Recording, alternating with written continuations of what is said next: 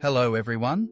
Today we're going to talk about a very serious and often misunderstood topic: recognizing the warning signs of a sex offender. This isn't about judging people unfairly or making assumptions. It's about awareness, safety, and prevention. Understanding behavioral red flags can help protect vulnerable individuals, especially children, and allow early intervention in potentially harmful situations. This talk is informed by research in psychology, law enforcement, and victim advocacy. While no sign alone confirms guilt, repeated patterns of behavior can reveal harmful intentions. Let's begin. 1. Boundary testing. Sex offenders often test boundaries subtly at first. They might comment on someone's appearance in a way that seems inappropriate but not enough to raise alarms. They might touch someone on the arm, shoulder, or lower back more than necessary. This is how they gauge your response. If the person does not object or push back, they slowly push the boundary further. In psychology, this is called grooming behavior. It's not always sexual in nature at first, but it's intentional. 2. Preference for isolating the vulnerable. Offenders often seek out individuals who are vulnerable, emotionally, socially, or physically. They look for children or adults who are isolated, come from broken homes, or have low self-esteem. They slowly build trust and then isolate them further, either emotionally or physically, so that their influence grows and outside support systems fade. It's not a coincidence. It's calculated. 3. Excessive charm or likability. Many sex offenders are charming, not awkward, not creepy. They may appear extremely polite, friendly, helpful, sometimes even too good to be true. This charm is a mask. It allows them to gain trust quickly. Parents, teachers, even friends may find it hard to believe the person could ever do something wrong. That disbelief is exactly what they rely on. 4. Over-involvement with children or teenagers.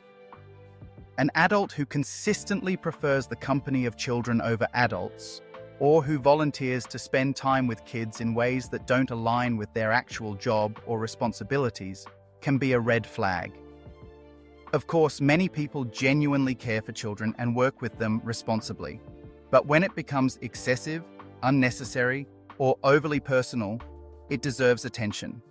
Grooming often starts with mentorship, friendship, and gifts. 5. Ignoring age-appropriate boundaries.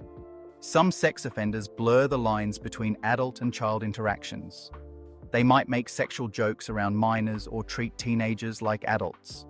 They may downplay the difference in age, claiming the minor is mature for their age, or that age is just a number. This mental and emotional manipulation is a warning sign. 6. Secretive behaviour. A person who frequently creates or demands secrecy, especially around children or teenagers, may be hiding something harmful. They might ask a child to keep their interactions private, delete messages, or not tell anyone about gifts or time spent together.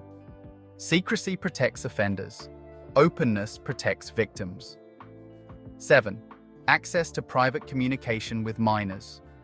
One of the strongest modern warning signs is when an adult has unsupervised digital access to a child through social media, texting, gaming apps, or email. Offenders often build emotional relationships this way, slowly sexualizing the conversation or sharing inappropriate content. Psychology refers to this as covert grooming. It may happen over weeks or months. 8. History of accusations or suspicious behavior. Even if formal charges were never filed, a history of complaints, disciplinary actions, or people distancing themselves from the individual without explanation can be significant. Many offenders avoid legal consequences for years due to a lack of evidence or social disbelief. But behavioral patterns often leave a trail if we're willing to see it. Never ignore repeated concerns raised by different people over time. 9. Obsession with pornography or sexual jokes. While not everyone who views pornography is an offender, a person who constantly makes sexual jokes, shares explicit material, or views pornographic content in inappropriate settings may lack healthy sexual boundaries. In some cases, this becomes a stepping stone toward more deviant or harmful behaviour, especially when combined with other red flags. Be alert when such interests cross into public, family, or child-related spaces.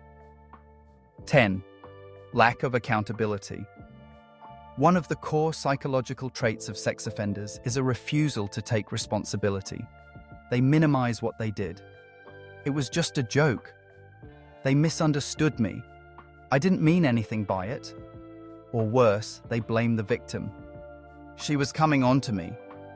He wanted it. She's lying. This is not just denial, it's manipulation. And it's extremely common in malignant narcissists, sociopaths, and repeat offenders. Important clarification. Now I want to be very clear. Just because someone fits one of these signs doesn't automatically make them a sex offender. But when multiple signs appear together, especially in someone who has repeated access to vulnerable people, it's essential to take action or investigate further. The goal isn't to cause paranoia. The goal is to empower, to see the patterns, trust your gut, and speak up. What you can do. If you suspect someone might be engaging in grooming or harmful behaviour. 1. Document everything. Conversations, times, dates, screenshots. 2. Limit access between that individual and vulnerable persons. 3. Report concerns to a trusted authority, social worker, or hotline. 4. Talk to the victim gently and without pressure. 5. Trust your instincts. Offenders rely on your silence and self-doubt. These are my final thoughts. The psychology of offenders teaches us that danger rarely looks like danger. It hides behind smiles, familiarity, and trust. That's why it's so important to keep our eyes open, not just for ourselves, but for our children, students, and communities. This isn't just a criminal issue, it's a human rights issue. Everyone deserves to live free of fear, violation, and shame. Thank you for listening. Stay aware, stay strong, stay safe.